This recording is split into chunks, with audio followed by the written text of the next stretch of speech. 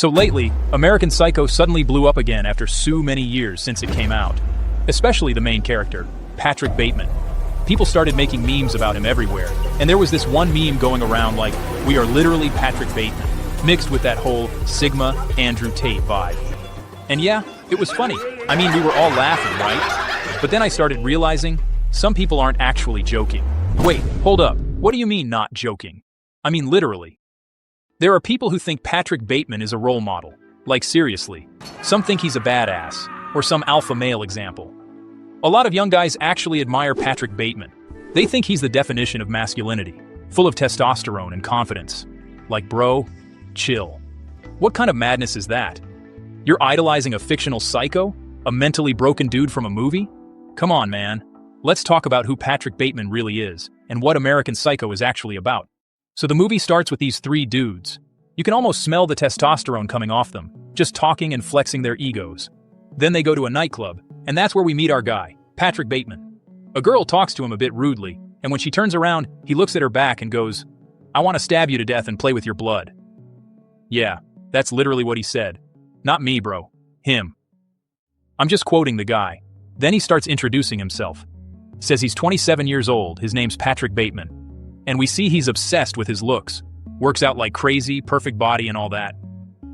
Honestly, that's probably the only thing I can relate to with him. Hitting the gym and taking care of myself. That's it. But then he literally says it himself.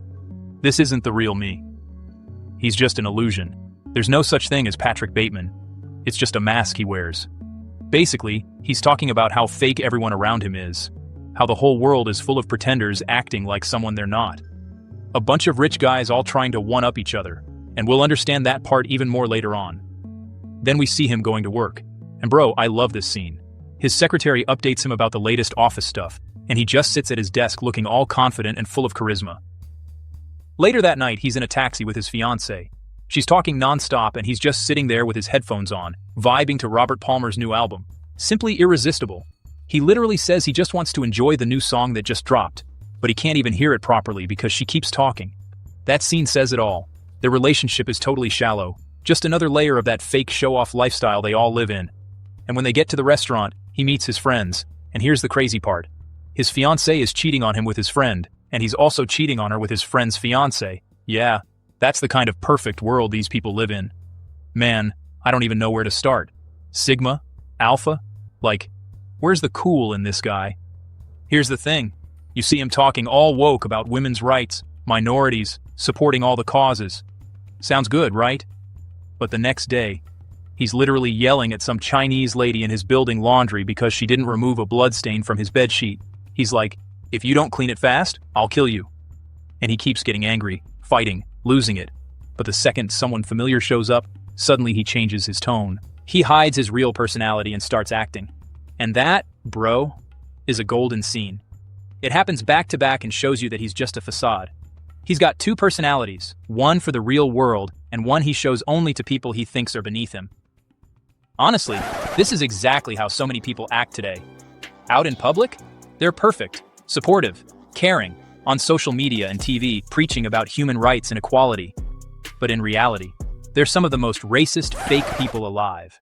And then, my personal favorite scene, and this one's hilarious, the business card scene. Everyone's showing off their business cards, competing like, who's got the best card? Bro, they're all literally the same. Same design, same job title, same haircut, same suit. They all look like clones. It's insane. And this just shows how pathetic and petty these guys really are. Patrick Bateman sees one of the cards that's supposedly better than his, even though it's literally the same design. And bro, his face turns red, he's sweating bullets, about to pass out from stress. Like, he's actually upset that someone has a better card than him. Then, to boost his ego and get his confidence back, he goes after someone he sees as beneath him. Some random homeless guy on the street, and he starts bullying him. Bro, your smell is disgusting. You're pathetic. But don't worry, I'll help you become a better human, you filthy loser. Man. This literally reminds me of people who post themselves helping the needy online, just to humiliate them and show off how good and kind they are. Back to Patrick. He opens his bag in front of the homeless guy. The guy thinks he's about to get money, but nope. Patrick's like, "You know how much of a failure you are? pulls out a knife, and stabs him until he's dead. And my issue with this scene? This sick character even kills the dog next to the guy. Like, what did the dog ever do? I don't get it. Anyway, later, Patrick goes to a birthday party for this guy named Paul Allen. He likes Paul because he sees him as more successful. They go out for dinner together, and as they start drinking, the real truth starts to show. The masks they were wearing, pretending to be these perfect, successful guys, start melting away. You can see their real selves slowly slipping through. And then Patrick takes Paul Allen back to his apartment. And man, this is one of my absolute favorite scenes in the whole movie. You see Patrick just jumping around the place like a maniac while Paul's sitting there drunk on the couch, completely clueless. Paul looks around and goes, "Hey Patrick, why the newspaper's on the floor? You got a dog or something?" And Patrick just smiles and says, "No." Then he casually walks to the bathroom, pops a few pills from a bottle that literally has his apartment address printed on it, and comes back wearing this clear raincoat over his fancy suit. He starts talking about the band Huey Lewis and the news, all while playing hip to be square, and you just know something insane is about to happen. Then boom, he grabs an axe and just goes crazy on Paul, chopping him up like he's cutting wood, all because he doesn't like him.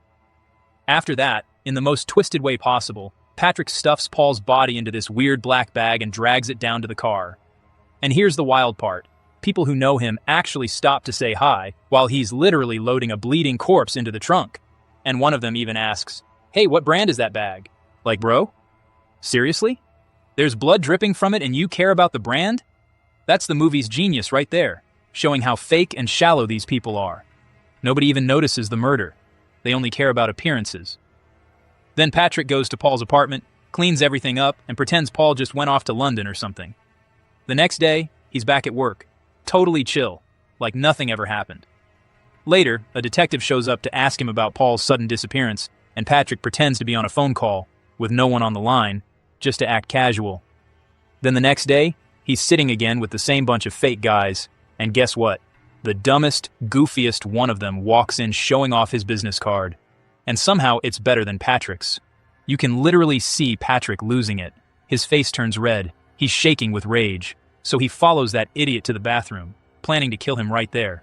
But plot twist, the guy turns out to be colorful, gay. And the second Patrick realizes that, his whole face changes.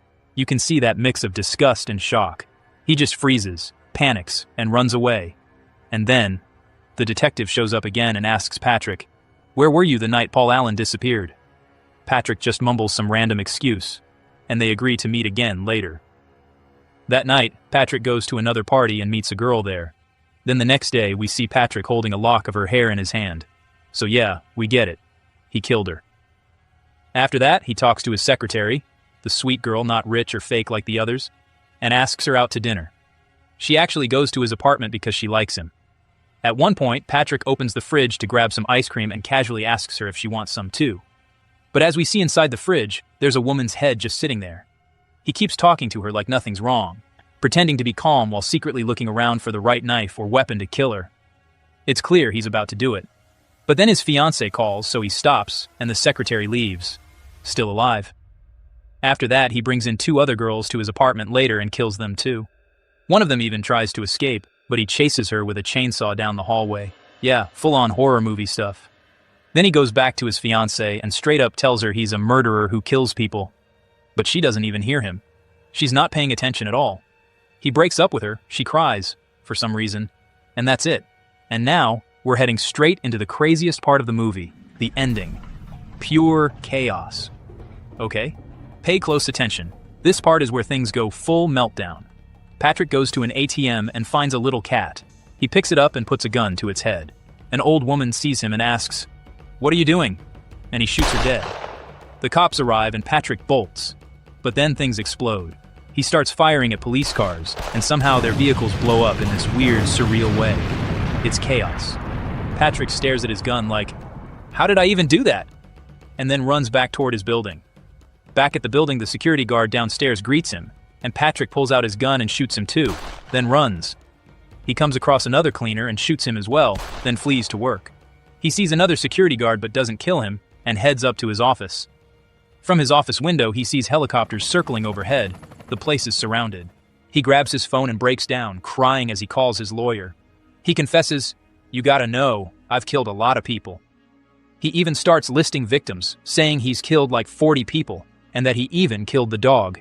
He's beyond remorse. Then he laughs and cries at the same time and tells his lawyer something even more messed up. He's done something worse than killing them. He kept the heads of the people he killed and cooked the rest. He says he's a madman and that he can't run from this anymore. The next day, then wakes up, showers, dresses like nothing happened, and goes back to the apartment where he hid his bodies. But now there's nothing. No blood, no bodies. He even finds an old woman there who tells him to get out, and he leaves. He calls his secretary, crying and popping pills, telling her he can't make it to work today. He's sobbing on the phone and then starts swearing at her, totally unhinged. And now, boom, the final part. After the secretary leaves, she goes into Patrick's office and grabs one of his notebooks, opening it right there. Meanwhile, Patrick goes to one of the office parties, acting completely normal like nothing ever happened. He spots his lawyer, walks up to him and says, "Did you get my message?" The lawyer doesn't even recognize him at first. They all look the same, dress the same, act the same. Patrick approaches his lawyer and asks, "Did you get my message?" The lawyer says, "Oh my God, yes, that was hilarious." Patrick stares at him deadpan and says, "I'm Patrick Bateman, and I killed Paul Allen. I loved it, and I can't explain it any clearer than that." The lawyer freaks out. "Impossible!" Patrick snaps, "Why is it impossible, you idiot?" The lawyer replies, "I had lunch with Paul Allen in London twice in the past 10 days. The lawyer walks away, leaving Patrick Bateman completely bewildered. And honestly, so are we. Back with the secretary, she flips through the notebook. It's filled with sketches of the people he tortured and killed. All these twisted little drawings. Meanwhile, Patrick sits back with his friends, completely normal, as if nothing happened. He starts saying things like, "The pain and suffering inside me has no end. I don't wish anyone a good life. I wish everyone suffers." And that's it. The movie ends. So what does it all mean? What's the ending about? The short version. The ending is open, unexplained. But here's my take. Patrick is mentally ill. Most of the crimes you saw in the movie, they weren't real. They were his fantasies. He imagined them. He drew them in his notebook. All those people he killed. It's just what he wished he could do. The crazy ending. Shooting cops, killing people. It probably didn't happen.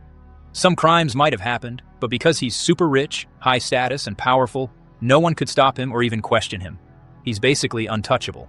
He's also the son of a huge business mogul, a millionaire with major connections. That's the societal contradiction the movie is pointing out. American Psycho is full of nudity, violence, crimes, symbolism, and the twisted contradictions of Patrick's character. He's mentally unstable, arrogant, racist, and completely delusional. And yet some people out there still think he's a role model. So don't just chase the trend, don't glorify it. That's it for this video. Don't forget to like, subscribe, and comment, and I'll see you in the next video with another movie breakdown.